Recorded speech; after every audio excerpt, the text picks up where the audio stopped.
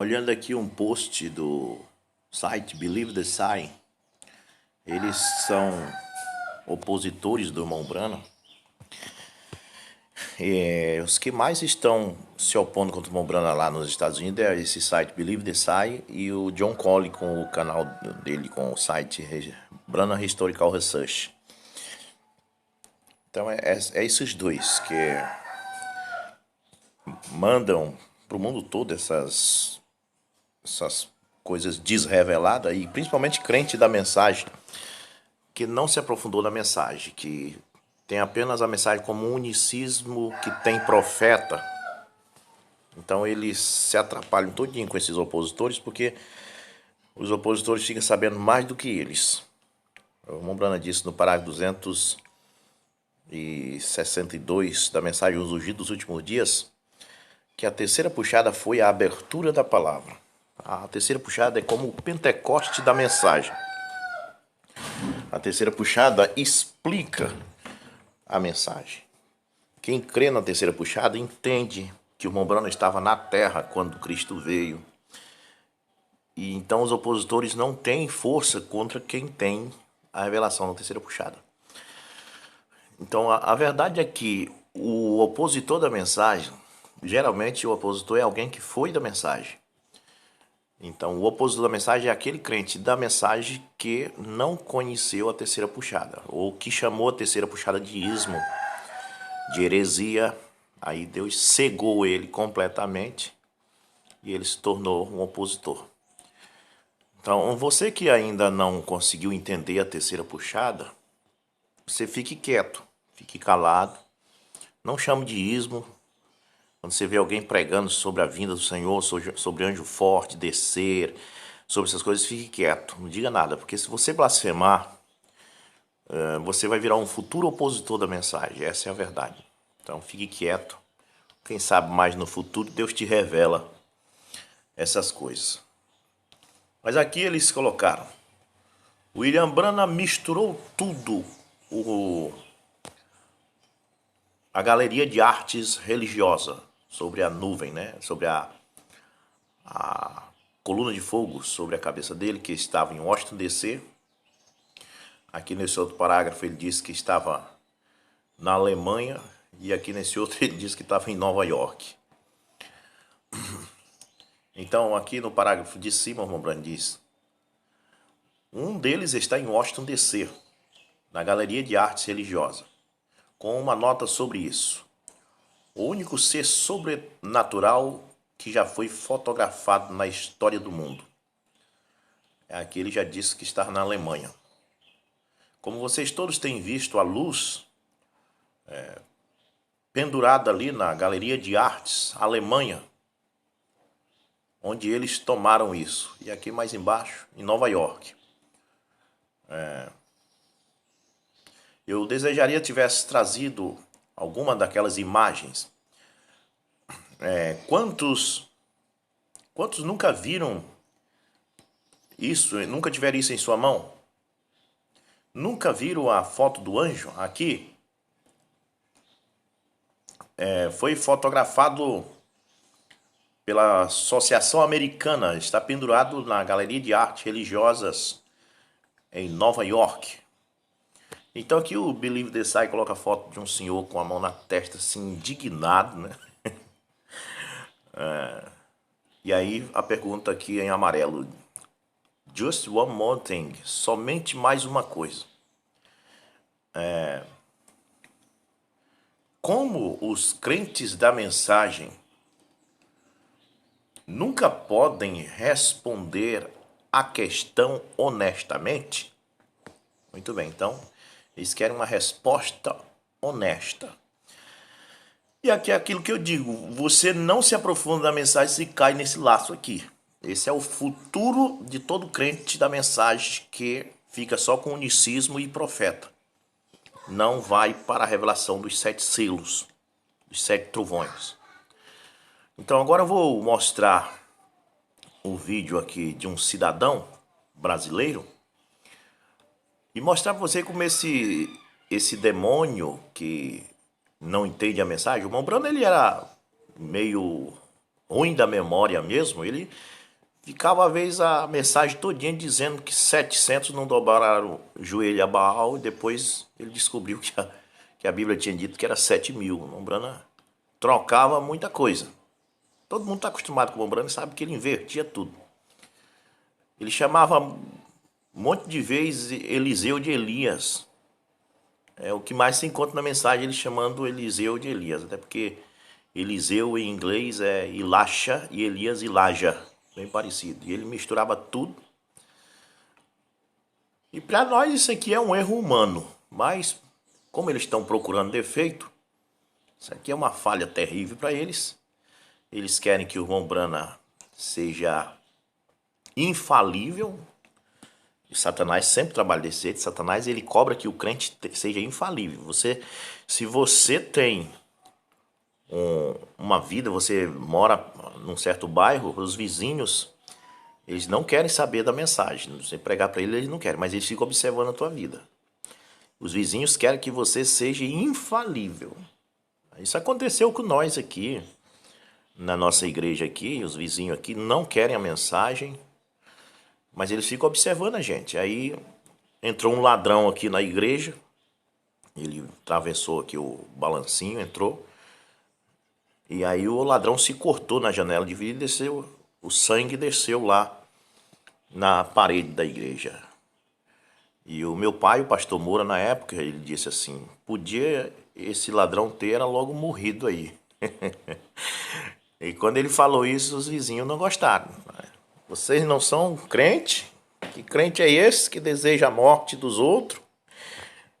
E nós somos assim, nós somos crentes, mas nós somos humanos. Nós temos falhas. Mas o ímpio, ele não quer falha de jeito nenhum. Ele não crê, mas ele não quer falha. E o profeta Mombrana tinha falha, um monte de falha. Ele era ruim da memória, ele dizia certas coisas que não eram bem daquele jeito. Agora, quando ele estava trazendo a profecia, a mensagem, Deus falava, e a gente vê pelos seus 1.200 sermões que aquilo que ele pregou, tudo certo, aquilo foi pelo Espírito. Mas às vezes ele falava o que ele cria, o que ele achava. Ele mesmo disse, eu não creio que o homem vai na lua. Quando foi em 69, dizem os homens que foram. Eu, embora não crendo que foram também, há provas que eles não foram, mas tá. E se eles irem também? Eles podem até irem, talvez não foram, mas podem ir ainda. Mas o Mombrana disse que não ia porque ele achava, era uma coisa que ele achava. Então os profetas tinham falha. O profeta Natan disse que Davi podia construir o templo, que Deus estava com ele, fazer tudo que estava no seu coração, que Deus ia aprovar. Depois Deus disse que não, Natan está errado. E que quem iria fazer o templo era Salomão.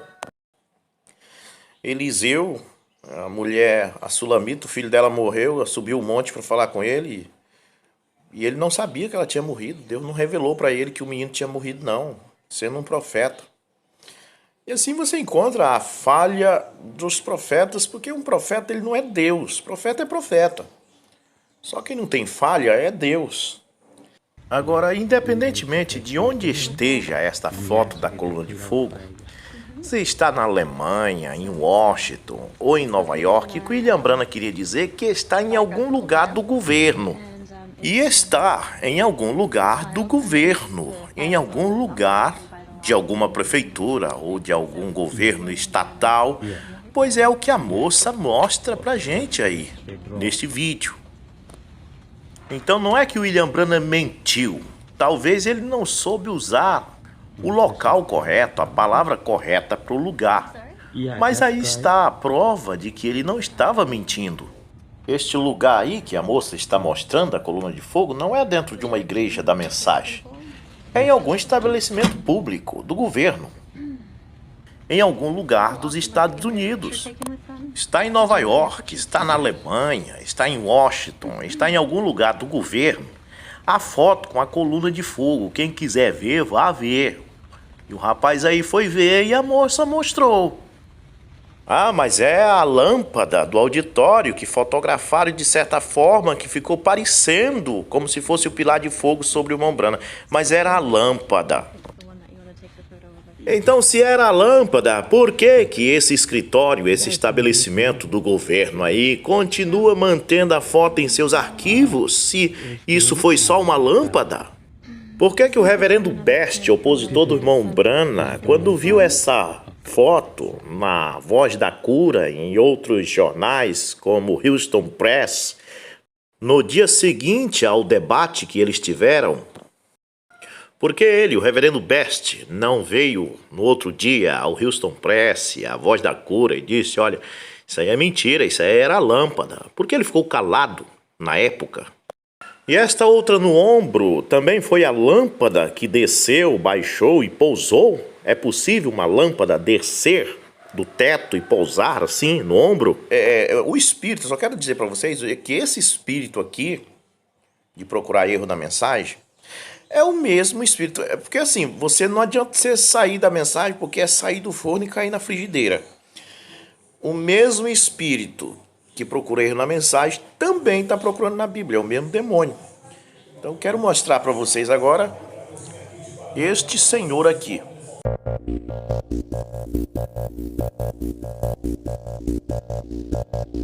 Olá, eu sou o Sky Kunde e nesse vídeo eu vou apresentar a contradição da figueira. Este aqui agora é opositor de Jesus e Mas da antes Bíblia. um breve resumo do caso. Jesus está com fome e vai até uma figueira procurar algum fruto para comer. Porém, só encontra folhas. Então ele amaldiçoa a pobre árvore, a qual acaba secando. Agora ele vai Então, encontrar as defeito e perguntas são: contradição em Jesus. quando Jesus amaldiçoou essa figueira e de que modo ela secou? Vamos ver. Primeiro vamos ver o que diz o Evangelho de Mateus. Pondo de modo resumido, Jesus faz sua entrada triunfal em Jerusalém. Provoca um tumulto no templo, ato conhecido pelos cristãos como purificação ou limpeza do templo. Cura coxos e cegos. Ué, só tinha coxos e cegos para curar. Ops, já achou um defeito. Quando a gente não gosta de uma pessoa, tudo que ele faz para nós é uma coisa errada. Ele vai encontrar contradição entre Mateus e Marcos nos versículos que falam na figueira.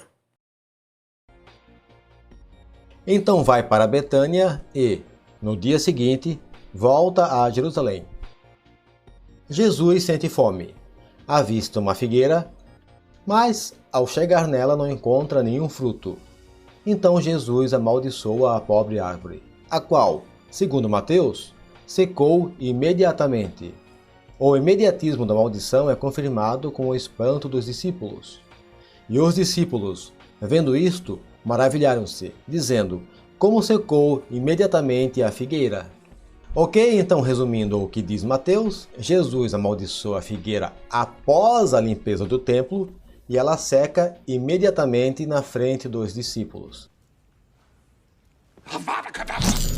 Usa uma crítica como se Jesus fosse um feiticeiro que amaldiçoa Agora a vamos figueira. ver o que diz o Evangelho de Marcos. Novamente, de modo resumido, Jesus faz sua entrada triunfal em Jerusalém e vai até o templo. Como já era tarde, decide ir para Betânia. Ao retornar de Betânia, Jesus sente fome. Encontra uma figueira com folhas, mas nela não havia qualquer figo porque, bom, não era época de figos. Então Jesus amaldiçoa a figueira. E os discípulos ouvem a maldição. Então perceba que aqui em Marcos, a figueira não seca na frente dos discípulos. Eles apenas ouvem a maldição lançada por Jesus. Continuando. Em seguida, Jesus entra em Jerusalém e provoca o tumulto no templo. Jesus sai da cidade e a figueira é vista seca pelos discípulos apenas na manhã do dia seguinte, quando, então, Pedro lembra da maldição. Veja, Rabi, a figueira que o Senhor amaldiçoou secou? Então vemos que em Marcos, diferentemente de Mateus, Jesus amaldiçoa a figueira antes de realizar a limpeza do templo. E em Marcos, a figueira não seca de modo imediato na frente dos discípulos. Ela é vista seca por eles apenas na manhã do dia seguinte, quando então Pedro lembra da maldição lançada por Jesus. E assim temos a nossa clara contradição entre os dois evangelhos. Calma, não feche o vídeo ainda, porque eu quero fazer alguns comentários a respeito desse episódio. Essa passagem é um pouco estranha, ou muito estranha, e tem causado algum constrangimento aos cristãos, já que o bom Jesus, ou o Deus de amor, matou um ser vivo. Sempre aquele papinho furado, ele matou um ser vivo, como que se a figueira fosse mais importante que tudo. Para que as pessoas que o escutam possam dizer, que Jesus mal matou um ser vivo. Tipo, não estão interessados apenas mostrar que houve contradições em Jesus, mas tentar fazer as pessoas pensarem que Jesus era mau. Eles estão sempre nesse negócio de amor. Você falou que desejaria que o ladrão tivesse morrido. Você não tem amor. William Branham atacava os homossexuais, não tinha amor. Ele dizia que a mulher sem Deus é uma mulher pior do que uma cadela. Ele não tinha amor, sempre eles querem amor.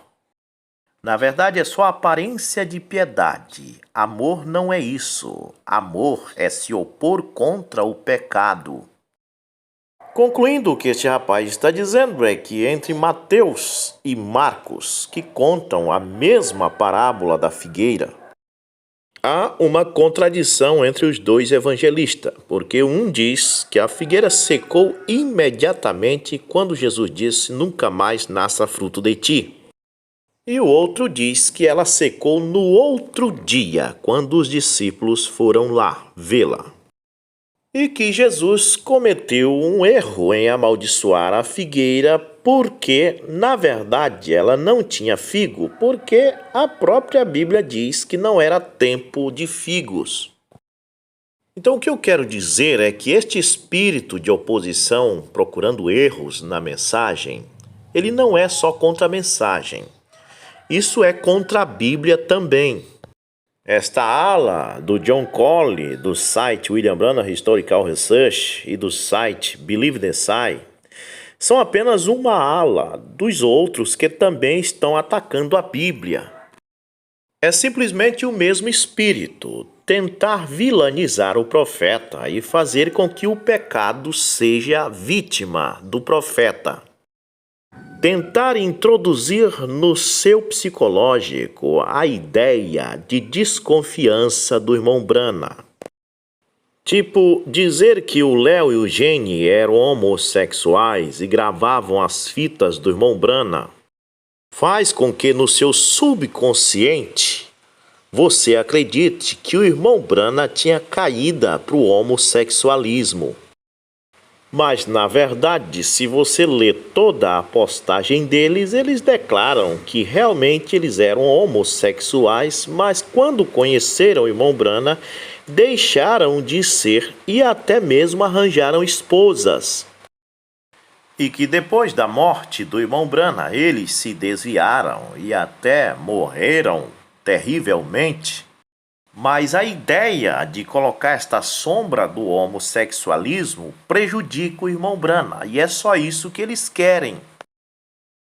Veja bem, Jim Jones matou quase 1000 pessoas em 1978. Lá, antes de 1963, o irmão Branham chegou a citar o nome de Jim Jones.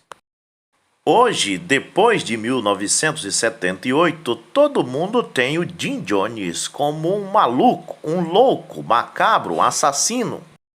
Então, o que eles fazem? Eles dizem, vamos tentar transferir este ódio que as pessoas têm por Jim Jones para William Branham. E então citam parágrafos, citações do irmão Branham, onde ele fala em Jim Jones lá atrás, em 1946, quando Jim Jones nem pensava ainda em ser um assassino. Psicologicamente, as pessoas acham que William Branham tem ligação com as mortes que Jim Jones cometeu. Igualmente eu, o narrador deste vídeo, quando morei em Brasília em 1996... eu tinha um amigo de 15 anos de idade que íamos para a escola juntos. Ele não era bandido, era uma boa pessoa. Mas, no fim de 1996, eu fui embora para o estado do Pará e nunca mais o vi. Hoje, fiquei sabendo que ele se envolveu no crime, é um criminoso hoje. Então, daqui a alguns anos depois da minha morte, quando eu não puder me defender, alguém poderá publicar vídeos dizendo: o pastor Rubson era amigo do criminoso fulano de tal lá de Brasília. E se nesse tempo alguém estiver assistindo os meus vídeos e crendo na minha mensagem, psicologicamente vão sentir-se abalados e dizer: eu estou assistindo o vídeo de um homem que era amigo de um bandido, de um assassino.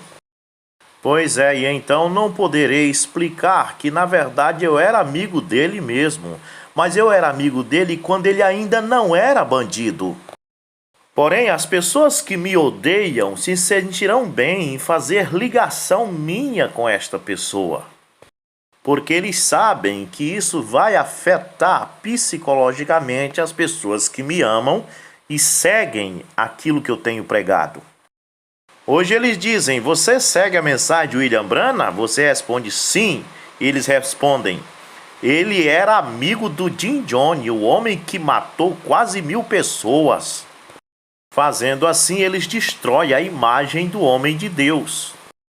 Quando William Branham era criança, o pastor da igreja batista a qual ele congregava, Roy Davis, que era pastor da mãe do irmão Branham, segundo algumas fontes, dizem que ele vivia uma vida dupla. Mas os membros da igreja batista apenas viam uma vida. Viam ele como ministro da igreja batista. Porém, dizem que ele também fazia parte da Ku Klux Klan. O irmão Branham saiu da igreja batista, foi para o movimento pentecostal.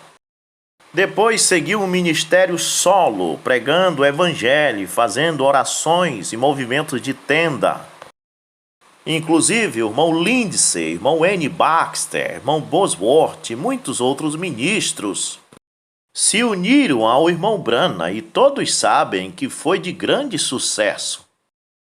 Lindsay, N. Baxter e muitos outros sabiam da existência da Ku Klux Klan.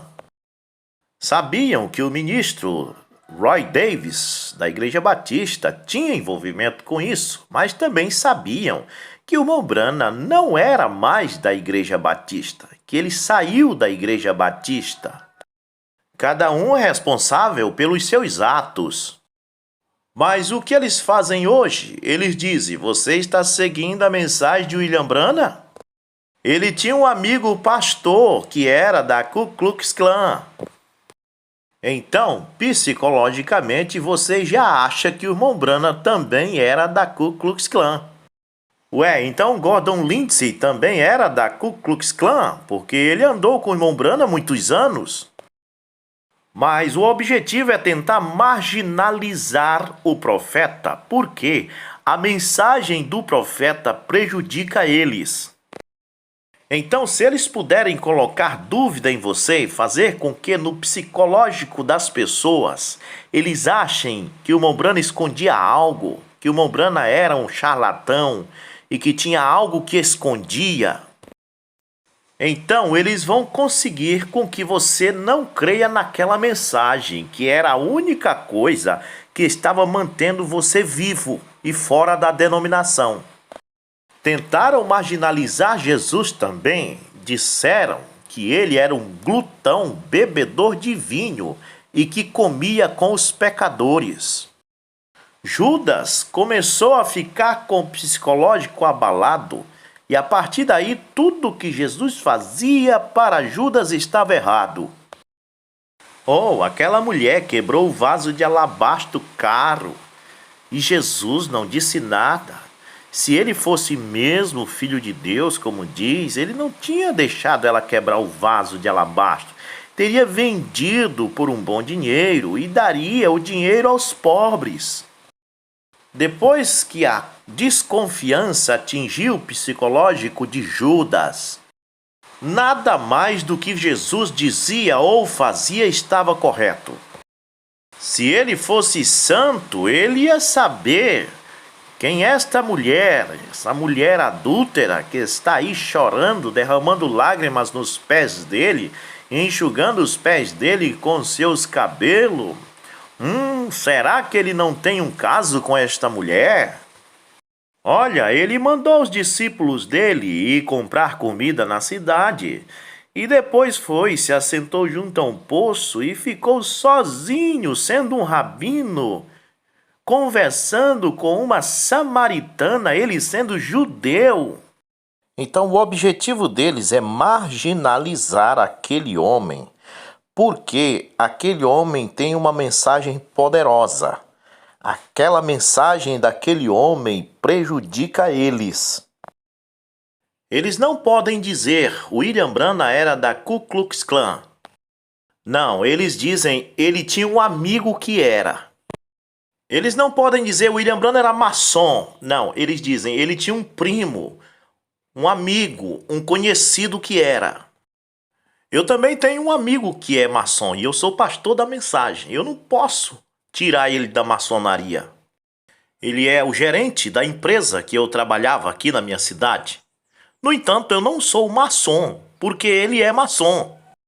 Então, assim que eles trabalham em cima de William Branham, eles trabalham tentando dizer que ele tinha amizade com essas pessoas. Mesmo eles não podem provar que ele era, mas eles dizem que ele tinha amizade. Eles acham que porque William Branham tinha amizade com maçons, eles acham que a gente vai deixar de seguir a mensagem do irmão Branham. Só que eles também têm amizades. Os teólogos têm amizades com os padres e, no entanto, eles não são católicos. Eles têm amizades com maçons e dizem que não são maçons. Eu tenho um amigo que trabalhava na mesma empresa que eu trabalhava, que é homossexual. Mas eu não sou homossexual porque ele trabalhava na mesma empresa. Então o que está faltando é as pessoas ter mais um equilíbrio psicológico e observar essas coisas. Tem gente que não sabe o que fazer. Vai, ouve o opositor, depois vem no canal Alarido do Rei, escuta os nossos vídeos, assiste os nossos vídeos e fica em cima do muro, para lá e para cá, com o psicológico abalado. Com medo do irmão Branham ser da Ku Klux Klan, com medo do irmão Branham ser maçom. Você não leu as mensagens dele? Você não viu o que ele pregou? Tem alguma coisa de denominação, de A ou B, de loja maçônica ou de qualquer facção na mensagem de William Branham? Quais são os pontos que William Branham prega? Batismo em nome de Jesus, a unidade de um Deus, Santa Ceia com pão asmo, lava-pés, isso é ensinamento maçônico? Vestir-se com decência, a mulher não cortar o cabelo, não haver ministério pastoral feminino, isso é ensinamento maçônico? A Ku Klux Klan ensina isto?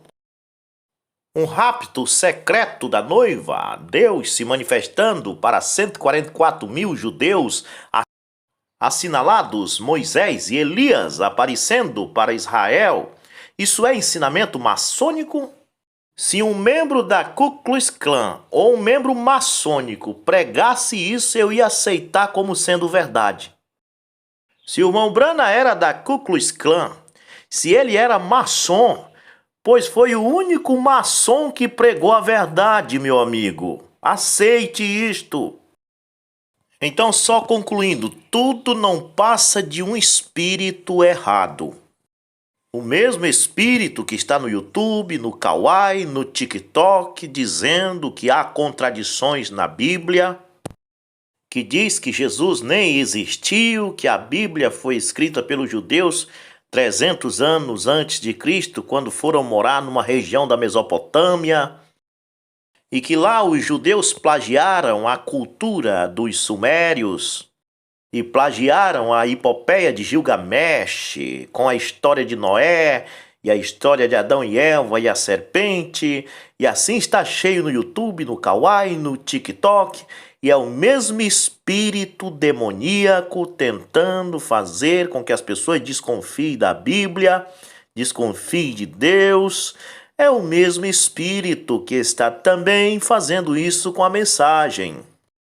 O seu cérebro é uma máquina, ele absorve tudo que você escuta e passa as informações para o seu corpo. Você vê esses indivíduos, cada um tem uma ideia. Um diz uma coisa, outro diz outra. E até mesmo eles conseguem pôr em dúvida pessoas que sabem sobre o afundamento do Titanic. Uns fazem um vídeo dizendo ele bateu num iceberg. Outros dizem que foi um submarino alemão que furou o casco dele. Outros fazem um vídeo, fomos enganados a vida toda. Na verdade, não foi um iceberg, foi um grande polvo gigante que afundou o Titanic. E a verdade é que você fica louco, seu psicológico vai a 1000. Querem endoidar você, querem deixar você frustrado. Esta loucura está acontecendo só agora, com o surgimento do Google, do YouTube, do Kawaii, do TikTok. Veja, se o povo que viveram nos anos 60 viveram assim, eles trabalhavam o dia todo, eles chegavam em casa, pegavam os filhos e iam para a igreja. Eles não tinham celular para ficar olhando o vídeo de um e de outro, cada um com a sua ideia. Ele tinha a sua fé, ele acreditava em Deus e Deus curava ele quando estava doente, os milagres aconteciam. Smith Wigglesworth, Oral Robert, William Branham, Jack Coy, A. Allen, homens e mulheres dos anos 60 para trás, no século XVIII, século XVII, começo do século XX, o poder de Deus descia, eles oravam pelos enfermos, curas aconteciam, pessoas eram salvas. Mas hoje as pessoas se sentam em sofá e começam a assistir vídeos de gente de vida errada, adúlteros, que sentam diante de um celular e faz um vídeo dizendo o que ele acha, o que ele pensa. Um adúltero ou um homossexual pega um celular e começa a dizer William Branham era maçom, William Branham era de facção tal, William Branham era disso, era daquilo, e você fica acreditando nessas pessoas que não sabem de nada, são adúlteros, nem crentes são, não têm o Espírito Santo. É hora de parar, pensar, meditar, joga esse celular de lado e começa a orar. Leiam estas mensagens, comparem com a Bíblia. Sejam felizes, sejam salvos no nome de Cristo Jesus.